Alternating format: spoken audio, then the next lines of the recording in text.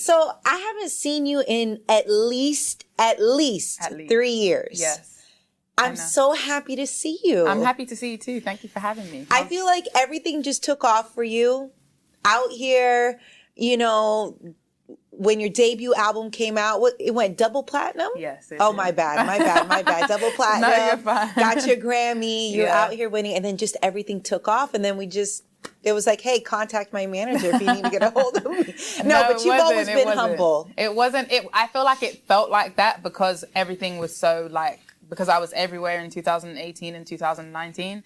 And then I toured for the whole of 2019. I started January 2019 in Europe and finished January 2020 in Australia. Like literally the whole year I was on tour. So then 2020 was supposed to be my year for recording, but then obviously we went into a pandemic. So that's why it seems like I disappeared, but really we were just trying to navigate, I feel like, the pandemic. Because I never really wanted to put out anything that I wouldn't be able to work properly, you know what I mean? Right. So it took a while, I know, but I'm here. But you're here. I'm here. Where did you stay during the pandemic primarily? Was it in the U.S. or did you go back to London? I couldn't. I couldn't go back. Yeah, I couldn't go back to the U.S. because I was in the process of getting my green card. So because all the embassies closed, if I left, I wouldn't have been able to come back. So I didn't see my family for 2 years. No. Yeah. So have you seen them since? I have, yes. Okay. I literally just came back from London. And was this the first time you've seen them since the pandemic? It was the second time. I went back the end of November, December. That was the first time. And it was 2 full years since I'd seen my mom, my brother, my grandma, Whoa. Yeah. Well, so how was the reaction when everybody was reunited again? My mom started crying. I was like, why are you crying? She started crying. My grandma was just obviously really, really happy to see me. She didn't cry. And my brother was the same. I was really happy to see them too. It was when you don't realize how much you miss that. Yes. I think with FaceTime and everything else, you forget because you kind of feel connected even though you're not physically together. But it was really great to see them. I took my mom to a Little Sims show. She loves Little Sims, and we went to dinner and just did the whole thing. It was really cute. That is so amazing. Now, when you go back home, do people treat you like a superstar that you are, or are you just, it's Ella May from around the way. We remember her. How do they treat you? I think it can go both ways, but I feel like it's the same over here. I think I like to have regular conversations with people and not always feel like everyone's oh my God. I prefer the interactions that are hey, how are you? Just on a human basis. Do you see this bug? This bug is hey, it's gone. It's because I have 10 pounds of hairspray on now. But you smell good. I told you, I smelled you when I came. It's the hairspray and the perfume. It was okay, what am I going to do for Ella today? How are we going to do this? Well, I'm so happy to see you in person, and your skin looks great. We were just talking about this off camera. You've been on the road wearing makeup. Mm-hmm. Are you waiting for that moment? Is there something, when you're just I know I'm going to have a breakout. It's I could feel it, or not yet? I haven't, not yet, and hopefully it just doesn't, I'm quite lucky. My makeup artists, they use very natural products, and because my skin is very sensitive. So with having makeup on for a week and a half straight, and which I never normally do, and especially being at home for 2 years, I literally haven't had anything on other than moisturizer. So I've been waiting. I'm I know it's coming, but it hasn't come yet. So I'm going to start speaking positively. No, it's not going to come. It's not going to come. Yeah. No, your face completely moisturized. We're good. We're getting ready for the brand new album. Yes. It feels like it's been too long. Don't you? Do you feel the same way? I 100% do. Okay. Because it kind of has been. My debut album is 4 years old this year, in October. Your baby is 4. I know, it's crazy. But I feel time has gone really, really fast, but time has gone really, really slow in the same breath. It's the weirdest feeling. So it doesn't feel like my debut album was that long ago, but it also feels like my debut album was ages ago. Yes. Which is it's the weirdest thing to think about. Sure. But I'm so happy to be back. Tell me about the title. Heart on My Sleeve. This is good. I love it. It's I don't even know if anyone knows this. I don't even know if my manager knows this, but I got the title from a text message that I sent, and was just I've worn my heart on my sleeve, blah, blah, blah. And I was just saying all of my emotions, letting all of my emotions out. And then I think I came back to that text message. When you reread text messages, should I have sent this? Should I have not? And then I reread it, and I was that's the title of my album. Because I was almost done with the process, and I knew what songs, we didn't have all of the songs, but some of them. And I was this is it. Like, this is it. Yeah. Does that person that you were texting know that you got the title, the inspiration from that text convo? Do they know yet? Probably. Oh, like, I don't know if they know if specifically from that text message, unless they still have that text message. I don't know. But most likely, yeah. So the time I met you, you didn't really go through a heartbreak, and you talked about this openly. Yeah. Things have changed. Yeah. Things have changed. Yeah, right? yeah, So they have you experienced a heartbreak? Yes, I have. I have. But it's all right. I feel like, what's so funny? I feel so protective right now. No. I'm like, what? No, it's okay. It's life. I feel, I saw, I think it was Lauren London speaking the other day when she's like, too much of the time we're like, why would this happen to me? Like, I don't deserve this. Why? And it's almost like, why wouldn't it happen to you? It's life. Like, and I just think I've been trying to use that and put that in my everyday life when I feel like the littlest thing could be the biggest thing, because I'm very I don't know, I overreact a lot.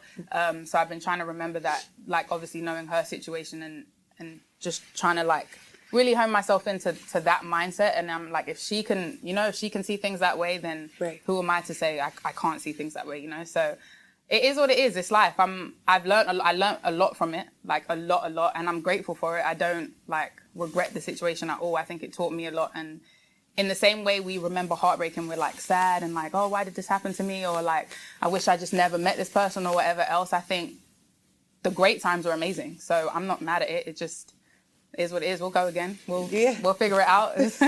What was your biggest takeaway from the experience? The heartbreak experience. Yeah. Just how resilient I am. I think I knew. I always would tell my friends, I'm like, I think this is going to be the one that messes me up. And I just didn't know when it was going to happen. But for some reason, I always had the feeling, I don't know, which is kind of weird to think about. But I was really sad for a period of time, but my friends picked me up. But I also realized how much I can pick myself up and how much control I have over my emotions. Wow. Which I didn't know before. I've always felt like I'm strong. Sure. I know I'm strong, whatever else. But I think obviously being in a situation where that's tested, more than usual, you really find out your strengths and your weaknesses. And I think I was super resilient and I was strong about it. And I was just really proud of myself with the way I'm proud of you too. Thank you. It's definitely better than how I was during my first breakup. It was. Do you know what? Mess. It's weird because I don't know. I feel like maybe my age is the difference, because I've been in relationships before and I've broken up before and I've been in love before. It's not like this was my first love. But something was just, I feel like with age, and with relationships, you go through different types of relationships. I just think I'm very sure of myself as a person. I've always been quite sure of myself as a person, but I think more so now than ever.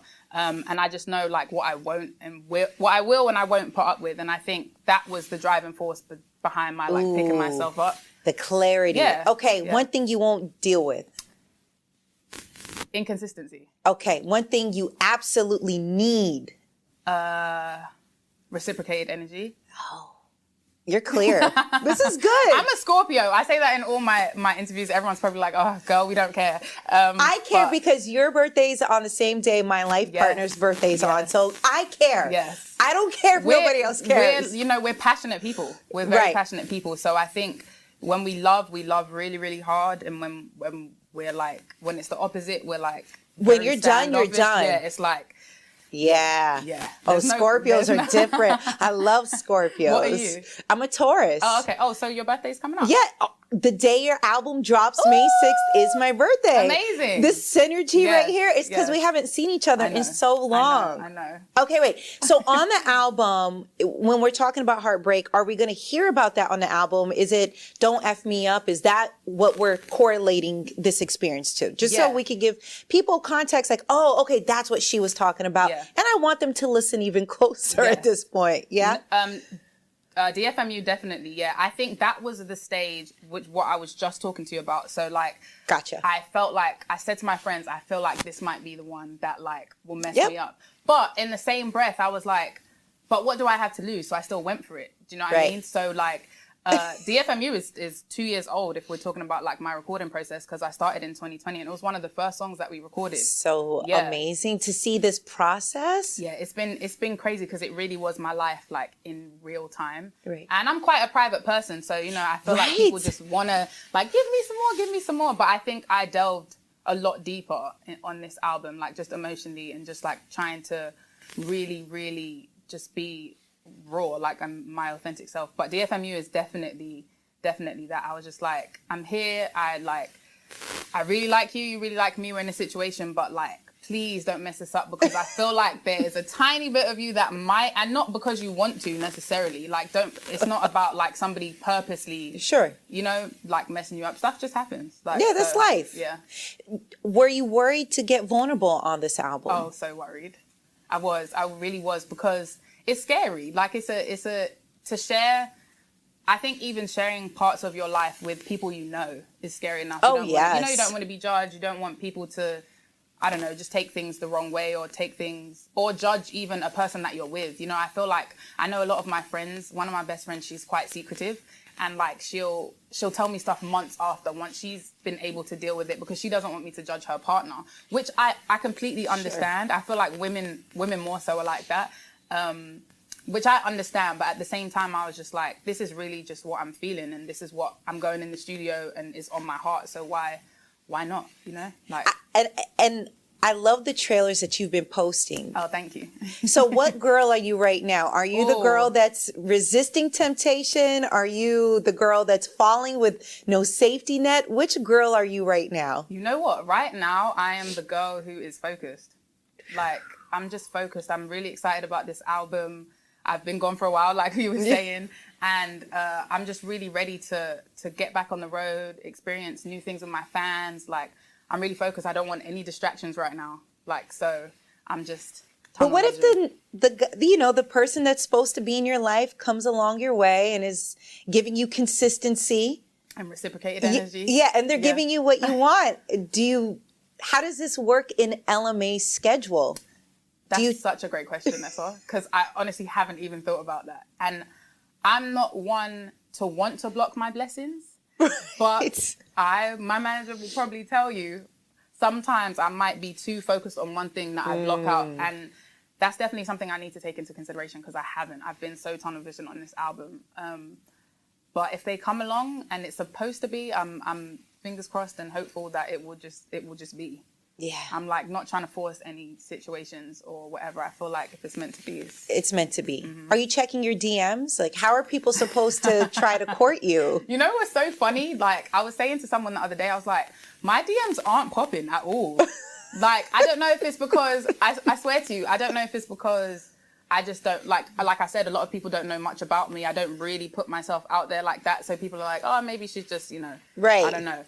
But okay, fair. That's a fair assessment, though. Yeah. I want to talk about you and Latto working on a song together. Yes.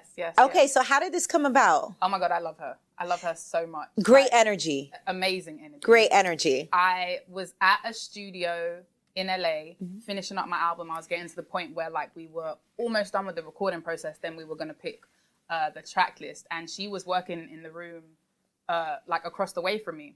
But I didn't know. I was in the room. I wasn't like aware of what was happening. Someone came in and was like, "Oh, Latto's next door." So I'm like, "Oh my God, I have to go over there." But I was in the process of my album where I was like in the studio looking crazy, because it was just like crunch time. Hair wasn't done. Like had on whatever. Like didn't care. So I remember I went in the room. I'm like, "Hi," and she's like, "Hi." I was like, "Don't judge the way I look right now. I know I look crazy." She was like, "Girl, I get it," and I was just like, "I love you." But yeah, she's amazing. Like you said, amazing energy. And we didn't even work in the studio together. Like when I met her, I was only there for maybe 2 more days after that. And she was just starting her album process. So I didn't want to, we didn't want to keep interrupting each other. Yeah. But so after that, I had this song, which is Didn't Say. Right. And that was one of the first ones I recorded in the album process too. And everyone loved it. And once we got to the end, it was still one of everyone's favorites. But there was a second verse, there was no third verse. And I was just like, I feel like this song needs something. Like it just needs a pick me up. I love the song, but I'm not completely like entirely sold. So Mustard and I sat down And he was like, okay, well, if you're going to get a feature. And at this point, I already had Roddy and I already had Lucky. So I was like, I need a female. I can't. Right. And Muscle was like, well, who would you pick? If we're going, are we talking rappers or are we talking singers? And my debut album, I had all singing features. So I was like, haven't done anything with a female rapper yet. Like, I would love to do something with a female rapper. So he's like, who? I'm like, Latto. Like, off the back, he was like, who's your favorite of the new school? And I was like, she's one of my favorites. So I remember I DM'd her because we follow each other on Instagram, and I was like, hey, I have this song that I like would love to have you on, blah, blah. She's like, yeah, girl, send it, like, blah, blah, blah. So I sent it. I remember this was months and months and months ago. I texted her, she gave me her number, texted to her, and then I just didn't hear anything. I didn't hear anything from her. Oh no, you're getting ghosted. So I was like, I know how it goes though. So, sure, and she was busy. also in her album process, and you know, so I understood. I was like, maybe she doesn't like it. I don't take that stuff personally. I understand. And then literally, so I decided like I was just going to put the song on the album with no feature, and it would just be a short song. Maybe about a week, I want to say a week before I had to submit my album, I remember I woke up from a nap, like middle of the day, and she texted me. She was like, oh my God, please don't kill me. I completely forgot about, like, I guess she saw the text message and was supposed to come back to it, and she never did. And she was like, my song just came up on a playlist, and she was like, oh my God, I never replied to Ella. So she was like, can I still make this happen for you? Like, I love the song. I would really like to make this happen. So I remember texting my manager. I was like, I didn't know if it was still possible because we were so close to the deadline. My manager, this was a Friday. My manager was like, if she can get it to you by Monday, then we can make it happen. So I texted her back and I was like, you know, I'm like really close to my deadline, but if you can get it to me by Monday, I would still love to have you. Like, and then she was like, cool, I'm going to the studio tonight. And she sent it to me the next day. And she absolutely killed her verse. Like, it was everything I wanted her to say without me even having to, you know. That's how it's supposed to be, right? And then ever since then, it's just, I went to her show when she was in LA. Like, it's just like, she's lovely. I love her. Do you feel like creating music in that vein is more organic and it just feels more authentic versus, you know, when managers set things up and 100%. Yeah. Yeah, I understand sometimes it can't happen that way, you know, like because of people's schedules and whatever else. But I do love to have a personal relationship with the people that I work with. It just makes the music better, in my opinion. Yeah. I love this. Yeah. Not that I stalk you, but I do stalk you on Instagram. But I saw you in the studio with J. Cole. Yes, I was. It's still like a very Tell me about this experience. We love J. Cole. Yes, we do. So tell me about this. Are we going to get anything from the two of you in the studio? What is happening? So Cole is my favorite rapper. So like my bucket list was like, I want to be able to work with Cole. And we set it up. My manager's really cool with Ebe. So like and I'd met him before, but we just had never been in the studio. So we found a time he likes to work in his studio. So I went to him, but I was like, that's fine. I don't care. I'll go. And you know what? It was, we did two days. And he had like musicians come in, and he's like, he's very much on his producer tip as well now. Right. So he was really interested in like producing for me and stuff. And a lot of the session, we made music, which is still really, really close to my heart. We never finished it though. We never finished it, which is why I know when I released the track list, everyone's like, "Where's the Cole feature? Where's the Cole feature?" I was waiting. Yeah, I know everyone was, because of like the pictures that I posted, and the sessions were amazing, but a lot of it was just conversation. Right. Like just us being able to sit down and speak to each other. Sure. And for me, I remember leaving the sessions and saying like, even if nothing ever comes of this musically, like if we never finish these songs or if these songs never see the light of day, I feel like the two sessions that we had, he inspires me already. So to be able to sit down and speak with him and him be the person that I actually thought he was and the person that he portrays in his music is really him. Correct. And that's really important to me. Right. I felt like I just gained so much knowledge by just being able to sit down and speak to him, and him, like welcome me into his space and be like so just open. We were just exploring and trying things. And I remember one of the songs that we did, he was like, this is cool, but what if you did this, like, because obviously when I sing, I sound American. You can't tell that I'm English. He was like, what if you did this in like your English accent? And I was like, I was like, it's not a conscious effort that I like I sound American when I sing. It's just who I grew up listening to. And he was like, all right, try this.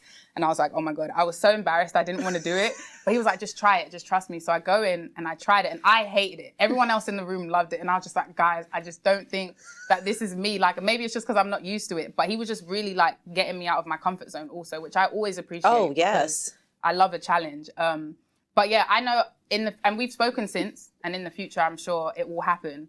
It just didn't fit this album. But that's not to say that it won't ever happen again. And I feel like those 2 sessions, we also were able to build actual relationships, so it will be easier next time anyway. So, and I think that's always important. The foundation needs to be built, right? Instead of just rushing in to create something, because it is an important moment. You're in the studio with J. Cole. Obviously, you're just like, well, we can get it done, but maybe there will be a better time. Things will be more, flushed out, and you'll get just a better song or just better, connection and creating. Well, I'm going to be stalking and waiting for that. It will come. And when it's coming, I'm going to message you and be like, Nessa, it's coming, it's coming, it's coming. So you went on tour with Kehlani. I did, yes. Memorable moment from it. Oh, there's so many memorable moments from that tour. One thing I will say, which I don't know if it's like a memorable moment, more so, it was more so the whole tour. But I feel like she's really personable. Like, it didn't feel like, I know some people go on tour and it's like, okay, the headliner, the opener, and you like don't come in contact or whatever else. Her door was always open. Her team were always really friendly. And I think that taught me, I'm a friendly person anyway, but I think it taught me how I want to run my ship also when I go on tours and stuff like that. So yeah. And that was nice. I actually interviewed her in a couple of days. Was there anything that happened on there that, you both would, giggle about that I could bring up to her, that you're just like, ask her about this, ask her about when she ate this, or anything that really is a you and her cute moment? On that tour is when she first got her dog, who, rest in peace, Franklin, because he's not alive anymore. But, and I remember one time I was like, I wanted to get a dog at the time, and I was just like, I'm not sure. So I was like, can I watch Franklin, like, for just like an hour or something? She's like, sure, take him, go ahead. And I had like Franklin on my lap, and that was like a cute thing. She probably doesn't remember. Oh, that's so cute. No, I'm sure she'll remember this. I saw you talking about, influences in your life, and you talked about Mariah Carey. Yes. Okay, I love Mariah. Who doesn't? How can you not? I'm a fan. I'm part of the lamb. I'm a lamb. I'm part. Yeah. Shout out. Yes. Are you a lamb? Of course. Of course I am. Shout out to all the lambs out there. Yes. This is for you. And you said your go-to song on the road is Honey. Yes. Okay. How great was that video? I can't think of a Mariah era or moment or anything that just doesn't do it. Like, she just gets it. She understands the assignment every single time. Literally, it's just like, how can somebody be so flawless? There's like, geesh. Have you had a chance to have this conversation with her? Not in person. Like, over socials and stuff, yes. And I remember she sent me her book, and she's always been so, so lovely to me. I always say I'm so lucky because all of the people that I've been like super inspired by and look up to and still look up to, they've all been so lovely to me. And I know, like, everyone always says, don't meet your idols, but like, I really feel like I don't have that at all. I've had such great experiences with everyone I've come across. I'm so happy to hear this right now. Yeah. I feel like in general, though, everybody roots for you. Oh, do you feel that way? Do you feel like your peers, when it comes to music, they want to see you do well and they actually truly respect your art? Yeah, I think so. I think that it's weird because especially with R&B, female R&B especially, like having like, a big resurgence in the last couple years, I feel like naturally everybody just always wants to put us against each other because that's just, that's what they do. But I think we do a great job at controlling our own narrative. Like I think we all root for each other. I think we're all like, someone's album's coming out, we'll all post it. We'll like, not to say we all hang out outside of like work stuff, no. Right. But it's not, you don't have to be, like, it's not beef at all. And I genuinely do think, especially like when Boot Up and Trip were happening, everyone was just like, and I'm not from here. Right. So I feel like being from London and coming over here, it was just like, who is this girl? Where is she from? Like, because I think when Boot Up came out, a lot of people didn't even know I was English, but they didn't know who I was at all. Right. So I think just having that, and even like we were speaking about Kehlani and her taking me on the road, and then I went on tour with Ariana Grande also in Europe, and I think just it's definitely, there's more camaraderie than I think people try and like portray. I love hearing that. Yeah. Was it difficult for you, I guess, on your journey, because you came here and your career really took off here in America, right? When you went back home to London and the UK scene, were they just like, oh, now you want to come back? What, was there a little bit of that, or were they happy? No, there was. I actually just had a conversation about this when I was in London about this, and I think that there were both sides of it. There was like, oh my God, she's from London, she's ours, she's one of our own. Like, this is incredible what you've done. Like, and then there was also just like, I think there's a lot of people that think once you make it in England, like once you make it in America, you've like gone clear. That's what people will say. And then they think like, oh, well, you're too Hollywood you don't care about England anymore. You just went to America and don't care about us. And I was like, it was never that. But the UK R&B scene is quite hard to break. And I think... Interesting. Tell me why. Because I have no idea about... It's just the industry in England, or like if we're talking about radio and stuff like that, is very pop-based. And I think a lot of major labels aren't yet... I think they're trying to. We're getting somewhere, but it's very slow. Mm-hmm. They're trying to understand... I think it's also a culture thing. You know, like I know that at a lot of the labels, there's not a lot of Black people that work there. And I think that it's just kind of trying to understand the culture and understand that there is an ear for this music. There's clearly an ear for it. And I think it maybe took, like I said, I was having this conversation with in another interview, and he was like, I feel like it took you going to America and making that statement for people to realize that there are a whole bunch of UK R&B artists and it's a sound that people want to hear. Mm-hmm. And I think it's hard enough to break here. Like it's very hard. So in order to do that, and I hadn't even done that at home, and still I feel like at home it's still not celebrated enough. And I'm definitely not the only one. There's loads of us that are making great R&B music. But I think it's just really about trying to kick down a lot of doors that have been up for a very, very long time, and people don't really like change. But I think when it's in your face, you kind of have to accept it. So. And undeniable talent that you have. Thank you. And this is a second home to you, especially New York, because this is where you live. I landed. I was at JFK. I'm like, I'm home, baby. I was so excited. Do you miss JFK? Because I was like, I don't miss it. I don't miss JFK. I wouldn't say I miss JFK, but I do miss. New York is such an important part of my life. Like when I went to high school here, and I think it shaped me into a very different person than I was when I was in England, but I was also like under 12. So, you know, I feel like the years that I spent here were such pivotal years in my life. And all my, like, you know, my high school friends, I still speak to them. 2 of them live with me, actually. Like, I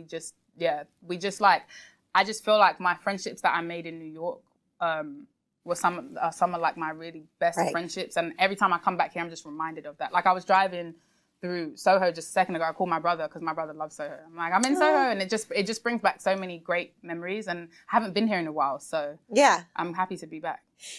We're about to wrap up. Just a few quick questions. Okay. Your tattoo. Yes. What is that tattoo? It's a lion. I had it last time you saw me as well. I feel like nobody knows this, but I'm always quite covered. Yeah, right. But I didn't realize that. Was that painful to get that? Oh my God, was it? I wanted to punch him. And then I had to remember that I was the one that went and asked for this on my hand. So I was like, oh. So you can't complain, right? It was really, really painful. Ooh. Yeah, it was. And before you go, I want you to giggle a little bit. Rasan, if you can pull up the photo for me, because, you know, we got to start preparing. Are you going to embarrass me? It's cute, but you posted this. Ella May, you dressed up as B2K. Check the shoes, though. It was the shoes for me. I remember we went to, where did we go? I can't even remember the name of the shop. A mess. This was a mess. But B2K are one of my favorite bands ever. And I think we nailed it. What do you think? I think you did great. I think Wait, whose idea was this to dress up for Halloween as B2K? Do you know what? I think we were having a conversation about it. This is terrible. Like, we were having a conversation about it, and I think, no, you know what? I think my hairstylist wanted to do Destiny's Child, but there was 4 of us, and obviously it would have had to have been, I mean, we could have done 4 actually, as Destiny's Child. But I was like, we just came up with B2K, and then we were like, well, we have to find and I wanted to do the Burberry. Do you remember I can't remember what video that is. It might be Gots to Be, where they had on like the Burberry. I think it was the baby shower yes, attire. Yes. Yeah. I wanted to do that, but we couldn't find the exact print. So we just ended up in jean hats and terrible jeans doing bump, bump, bump. I'm obsessed with this. Now, you know, I think I did Little Fizz pretty good. Listen, and I think you set the bar real high at this point. Like, what's next? Do you know what? Halloween's never really been like my thing. So that was probably the first year that I've actually dressed up, and it was really because my friends wanted to. So I was like, okay. And then this past Halloween, I was Storm. So I was trying to, channel my inner Halle Berry. But Halloween's never my thing. I always will come up with it. Like when I did Storm, I think I came up with it maybe 2 days before. I was like, okay, cool, we're going out for Halloween, so let's just go. Because I don't really go out much. I love this. Yeah. It's never enough time with you. I know.